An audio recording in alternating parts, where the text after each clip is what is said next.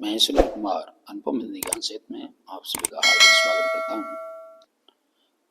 आइए बच्चों, आज हम पढ़ते हैं कक्षा 11 हिंदी के अंतर्गत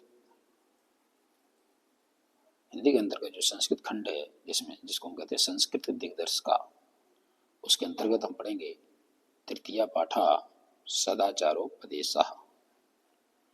इसका अर्थ है सदाचार के उपदेश। सदाचार उपदेश का क्या अर्थ है? सदाचार के उपदेश। ठीक है, समझते हैं, देखते हैं। बने रहिए अपने यूट्यूब चैनल पर, देखते हैं इसका कैसे हिंदी अनुवाद करते हैं, सीखते हैं, है ना। पहले हम समझते हैं संदर्भ। क्या समझेंगे? पहले संदर्भ जरूर लिखना सीखें। संदर्भ कैसे लिखा जाता है?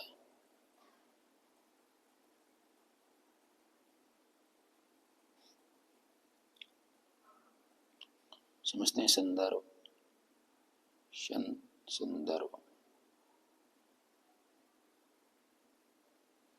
संदर्भ ऐसे रन डाल के लिखेंगे संदर्भ। समझते हैं प्रस्तुत श्लोक। ये श्लोक दिए गए तो श्लोक बोलेंगे, ठीक है।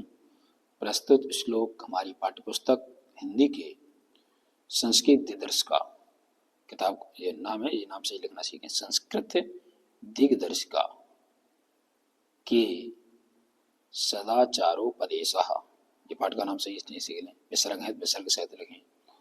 जैसा भी नाम लगा वैसा ही लिखना सीखें।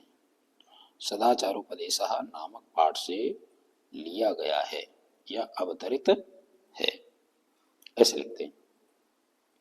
यह संदर्भ होता है इस प्रकार से, ठीक है। फिर हेडिंग डालेंगे हिंदी में अनुवाद। समझते हैं श्लोक।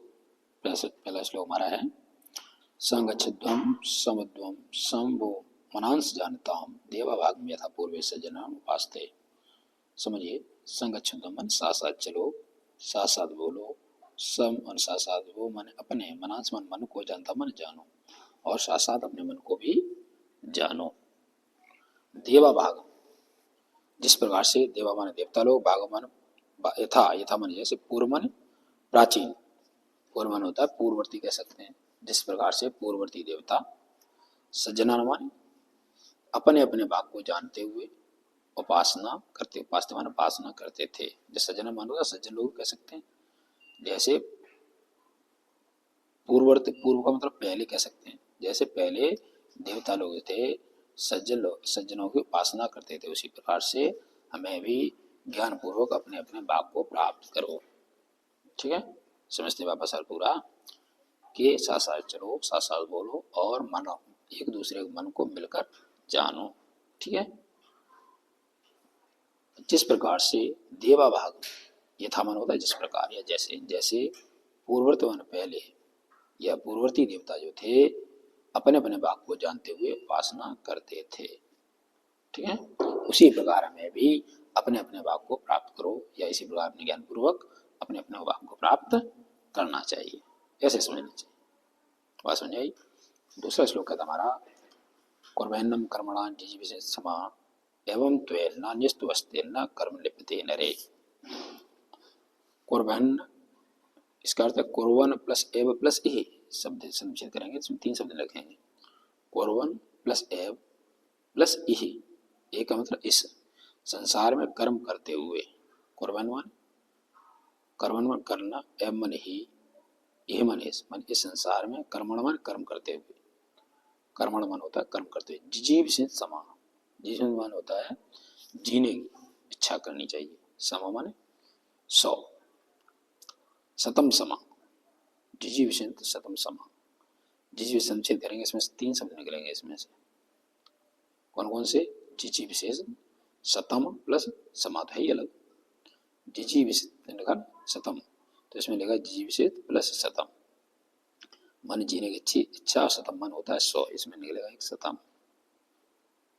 शतम मन 100, और समा मन, समा का अर्थ क्या है? 100 वर्ष तक। शतम समा मन 100 वर्ष तक। माने इसका पहला अर्थ समझे, इस संसार में कर्म करते हुए 100 वर्ष तक जीने की इच्छा करनी चाहिए, या जीने की इच्छा करें। इस संसार में कर्म करते हुए 100 वर्ष तक जीने की इच्छा करें, एवं त्वय, इससे अलग तुम्हारे लिए, एवं मन इससे, त्वय मन तुम्हारे नान्योत्व अस्ति, कोई मार्ग नहीं है, और नानिस्तो व्यस्त मन ऐसा कोई मार्ग न कर्म लिप्त है, और ऐसा करने से व्यक्ति अपने कर्मों में लिप्त नहीं होता। लोग समझते हैं कि हम कर्म करें भाई बिजी हो जाएंगे, ऐसा कुछ नहीं है। फिर बात को समझिए, हमें कर्म करते हुए 100 वर्ष तक जीने की इच्छा करने, और ऐसा ऐसा न करने से व्यक्ति अपने कर्मों में लिप्त नहीं होता है। ठीक है, बात समझ आई। चलो चलते हैं अगले श्लोक की ओर। श्लोक में मांगा रहा है तीसरा, यानी मदमन से निष्क्रमण मदमन से प्राणाम वाचा बदम मधुम पोयसाम मधु सदृश। समझिए क्या कहता है श्लोक हमारा, मदमन से निष्क्रमण मदमन से प्राणाम। मदमन से मन होता है मधमत प्लस में, इसका मतलब मेरी से है। निष्क्रमण मन होता है प्रवृत्ति, माने बात को मेरी प्रवृत्ति मद में हो, ऐसे होना चाहिए। मदमन से इसमें से निकलेगा मेरी प्रवृत्ति, निष्क्रमण प्रवृत्ति, मेरी प्रवृत्ति निर्मय किसी हो, मदमय हो। ठीक है, और मदमन से प्राणाम, और मेरी निवृत्ति, प्रणाम का अर्थ होता है, प्रणाम का क्या अर्थ है, प्रणाम मन होता है निवृत्ति, फिर कहेंगे निवृत्ति, ऐसे यूं, इसका मतलब निवृत्ति है, इसका मतलब प्रवृत्ति है। ठीक है, समझे। मदमन से प्रणाम वाचा बदाम मधुमम, वाचा बदाम मधुमम वैसा मधुमसा। फिर समझिए, मेरी प्रवृत्ति मदमय हो, मेरी निवृत्ति मदमय हो, मैं मधुरता से युक्त, वाचा मन वाणी, बदाम मन बोलूं, मधुमा मन मधुरता से युक्त, मैं मधुर से युक्त वाणी बोलूं, और भविष्याम मधु सदस्या, और मैं मधुर देखने वाला हो जाऊं, भविष्याम भूयसाम, और हो जाऊं मधुरतम समान देखने वाला। मैं मधुर से युक्त वाणी बोलूं, और मैं मधुर देखने वाला हूँ। ठीक है, भूषम माने मैं हूँ, भूषम शब्द इसमें निकला, इसका मतलब मैं हूँ। ठीक है, आगे समझे। चलिए आगे अगला श्लोक कह रहा चौथा, आचारा लब्धे विचारा लब्धे श्रियम आचारा कीर्तमानो पुरुषप्रेत्य। ठीक है, आचारा लब्धे विचारा लब्धे श्रियम आचारात कीर्तमानो पुरुषप्रेत्य। समझिए, आचार आचरण से, यौवन होता है दीर्घायु, और आचार लब्धे श्रियम, श्रियम मन होता है धन, धन कह सकते हैं धन, या कह सकते हैं लक्ष्मी। ठीक है, लक्ष्मी या धन एक ही बात है।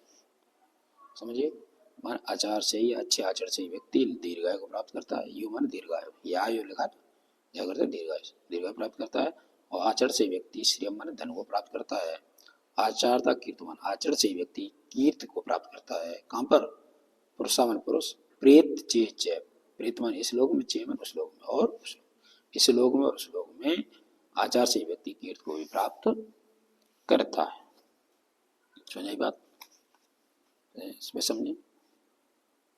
आचार लब्धे विचार लब्धे माने पुरुष निश्चित रूप से सदाचार से दीर्घायु को प्राप्त करता है, सदाचार से लक्ष्मी को पाता है, और सदाचार से इस लोक में और परलोक में, या प्रेत चेच, इस लोक और उस लोक, पर इस लोक में परलोक कह सकते हैं, परलोक में कीर्ति को भी प्राप्त करता है। ठीक है, आगे श्लोक देखें, ये नास्तिका निष्क्रियासी गुरु शास्त्र रंगना अधर्मज्ञ दुराचार थे भवंते गतायुषा।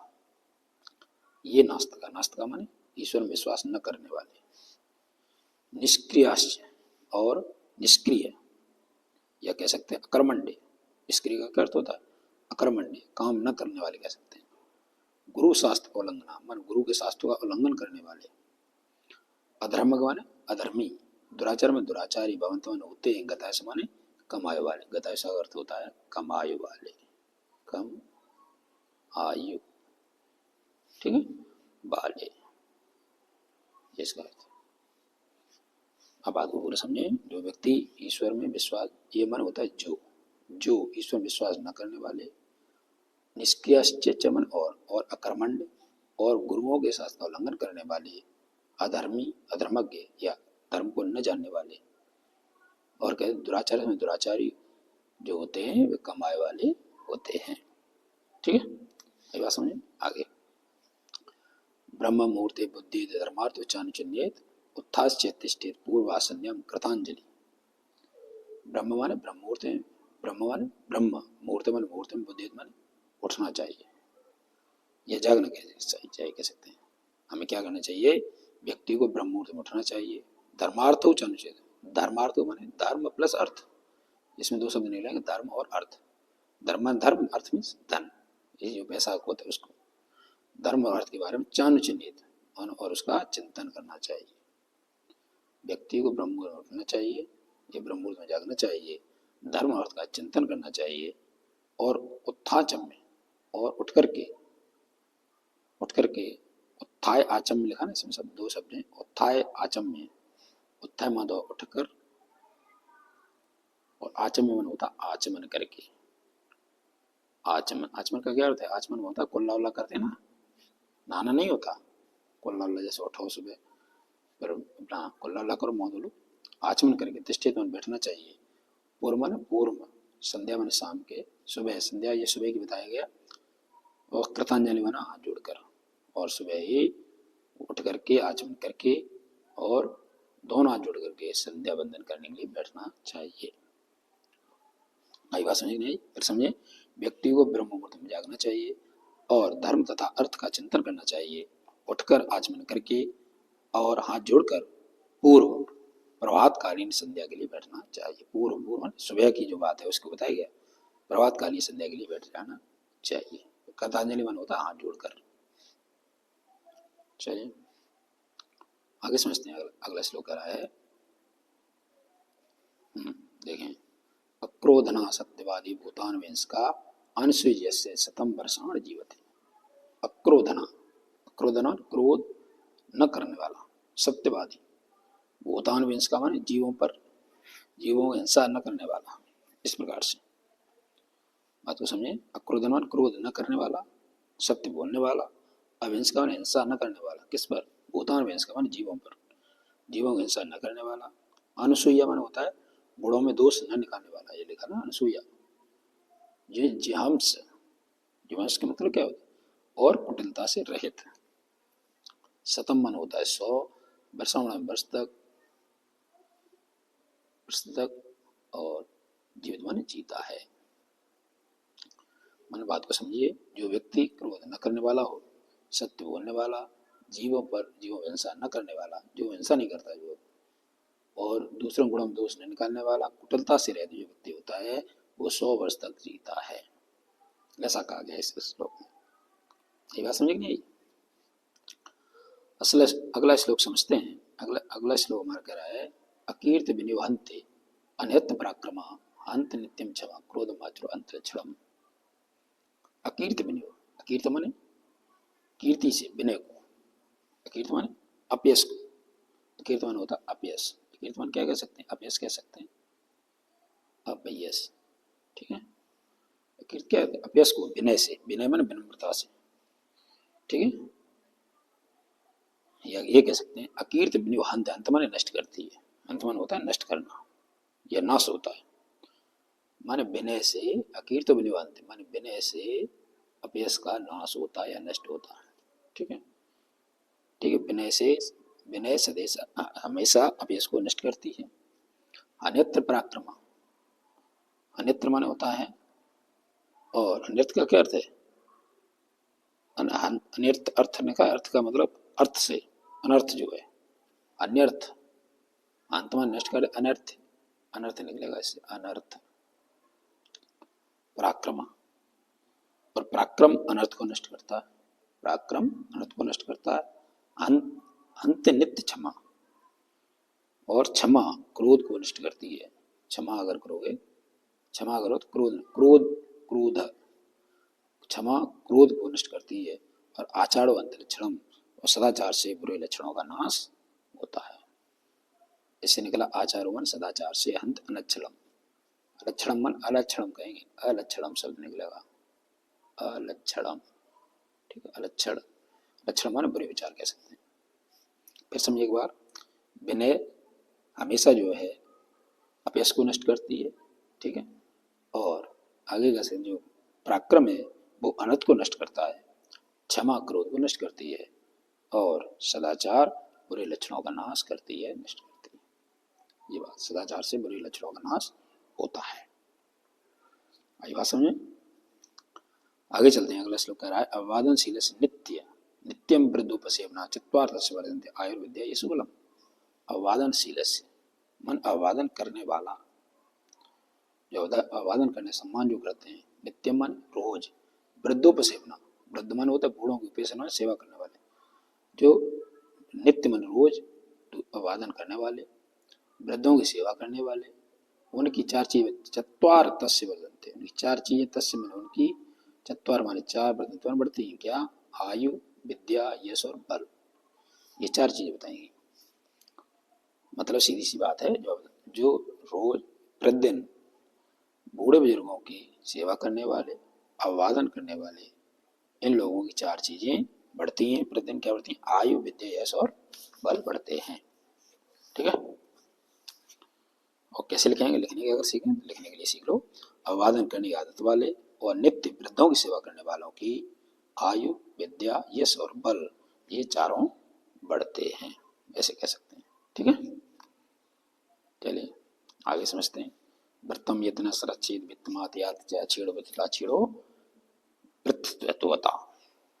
व्रतम यत्न सरच्छेद, ये व्रतम शब्द लिखा है आगे। व्रतम एक शब्द होता है वित्तम, एक शब्द होता है व्रतम। ये व्रतम है। व्रतम का अर्थ होता है, हिंदी में कह सकते हैं चरित्र। क्या होता है व्रतम का? चरित्र। यत्न मन यत्न पूर्व संक्षेप में रक्षा करनी चाहिए, चरित्र के यत्न पूर्व रक्षा करनी चाहिए। वित्त मात यात, वित्तमान होता है, वित्त शब्द का क्या था? वित्तमान होता है धन। कहते हैं ना वित्तीय वर्ष, वित्त माने धन से होता है। वित्त मायात, इसमें शब्द निकलेगा वित्तम प्लस आयात, आयात शब्द निकलेगा आयात। आयात का अर्थ होता है आता है। आयात का क्या अर्थ है? आयात माने चरित्र की यत्न रक्षा करनी चाहिए। धन तो आता है, यात च मन होता है और, यात माने चला जाता है। धन तो आता है और चला जाता है, लेकिन क्या कहा गया? अछीड़ो वित्तता छीड़ो, माने धन से छीण व्यक्ति निर्धन नहीं होता, लेकिन व्रतत्व हत होता। व्रतत्व माने चरित्र से छीण व्यक्ति हतोहता माने मरे हुए के समान हो जाता है। आई बात समझे? ये इसका अर्थ है। पूरे अर्थ को समझे वापस। माने चरित्र की यत्न रक्षा करनी चाहिए। धन तो आता है और चला जाता है, लेकिन धन से हीन व्यक्ति या धन से छीण व्यक्ति निर्धन नहीं होता। धन से छीण व्यक्ति निर्धन नहीं होता, लेकिन परंतु चरित्र से छीण व्यक्ति मरे हुए के समान हो जाता है। ठीक है। इस प्रकार से चलो आगे समझते हैं। अंतिम दो श्लोक और बचे, समझते हैं ढंग से। क्या करा? ध्यान दें। सत्य रक्षित धर्मो विद्या योग रक्षते ब्रजा रचते रूपम कुलम वृत्ते निरक्षते। सत्य रक्षते धर्म, सत्य से धर्म की रक्षा करनी चाहिए, धर्म मान धर्म की। विद्या योग रचते, और योग से, योग मान योग से विद्या की रक्षा करनी चाहिए। मान योग करो, अभ्यास करो तो विद्या होगा, तो विद्या बचेगी। ठीक है। ब्रजा रचते रूपम, रूपम मान रूप, ब्रजा, ब्रजा मानो तो सुंदरता। यस, ऐसे कैसे रक्षते रूपम, सुंदरता से रूप की रक्षा होती है। कुलम मन परिवार, वृत्तम माने चरित्र रक्षते मान जाए, और परिवार की कैसे होती? चरित्र से रक्षा होती है। आई बात समझ? अगर चरित्र चला गया समझ लो तो आपका परिवार नष्ट हो गया, ऐसे मान के चलिए, परिवार की इज्जत नहीं रहेगी। तो इसलिए हमें चरित्र बहुत जरूरी है, चरित्र बचाना चाहिए। तो इसीलिए पिछले श्लोक में बताया था, इससे पहले में क्या कहा था? चरित्र की यत्न रक्षा करनी चाहिए, चरित्र बहुत जरूरी है। धन तो आता है चला जाता है, लेकिन चरित्र अगर चला गया समझ लो परिवार में दाग लग जाता है। इसीलिए इसे ध्यान रखना चाहिए। बात को समझे। सत्य से क्या बताया गया? सत्य रक्षित धर्म, सत्य से धर्म की रक्षा की जाती है। योग से विद्या योग रचते, योग से, योगेन तृतीय व्यक्ति है, योगेन मान योग से तृतीय व्यक्ति, ध्यान रखिए। योगेन तृतीय व्यक्ति का है, कर्ता ने कर्म को कर्ण से इसीलिए कहा योग से। सत्य से धर्म की रक्षा की जाती है, योग से विद्या की रक्षा की जाती है, सुंदरता से रूप की रक्षा की जाती है, और चरित्र से परिवार की रक्षा की। ठीक है। क्या कह सकते हैं? कुलम वृत्तेन, सदाचार से वृत्तेन, वृत्तम मान चरित्र से कह सकते हैं, कुल की रक्षा की जा सकती है। वृत्तेन का अर्थ है कुल भी बताया गया, वो चरित्र, या हम कह सकते हैं सदाचार भी कहा गया है, दोनों बातें की है। वैसे अभी मैंने बताया आपको व्रत में चरित्र से जैसे कुल मन परिवार की रक्षा की जाती है। ठीक है, चलो अंतिम श्लोक है हमारा, श्रूयताम धर्म सर्वस्वम श्रुत्वा चाप्य वार्धयताम आत्मना प्रतिकूलाम परेशान न समाचरेत। समझिए क्या कह रहा है, श्रूयताम मन सुनो, धर्म सर्वस्व मन धर्म के सभी सार को, धर्म का जो सार है उसको ध्यानपूर्वक सुनो। श्रुत्वा चाप्य वार्धयताम, चाप्य वार्धयताम च माने चाप्य अवर्धयताम, च प्य बात समझ, इसमें समझ निकलेंगे च प्लस अपे, अपे अपमान होता भी, च मान होता और, अपमान भी। अभर्त्याम, अभर्त्याम का अर्थ है समझ लो या धारण करो। ठीक है, बात को समझे क्या अर्थ होगा पूरी पंक्ति का। पहले का मन धर्म के सार को सुनो और सुनकर उसको धारण भी करो, च मन और अपमान भी, अभर्त्याम मन धारण करो और उसको धारण करो।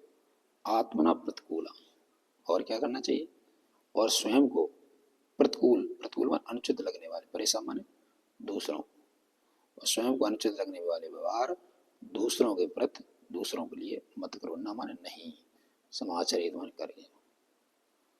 जो प्रतिकूलान, प्रतिकूल जो है, जो आपको अनुचित लगते हैं, वह व्यवहार जो है दूसरों के लिए मत करो।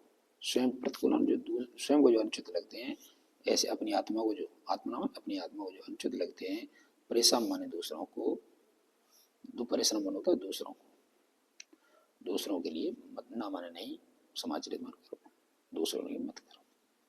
आई बात समझे, समझे फिर वापस, धर्म का सार सुनो और सुनकर धारण भी करो, स्वयं को अनुचित लगने वाले व्यवहार दूसरों के लिए मत करो।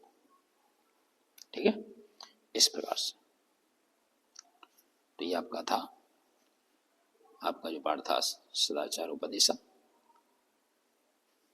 ठीक है, तो मुझे उम्मीद है आपको अच्छे से समझ आया होगा, और कोई आपको समस्या अगर लग रही है किसी में तो आप जरूर कमेंट करें।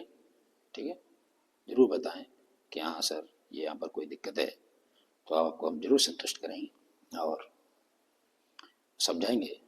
कोई आपको दिक्कत आती है तो कमेंट जरूर करें, और वीडियो अगर अच्छा लगता है तो वीडियो को लाइक करें, सब्सक्राइब भी करें। ठीक है, ताकि आपको प्रत्येक वीडियो का नोटिफिकेशन मिलता रहे। धन्यवाद।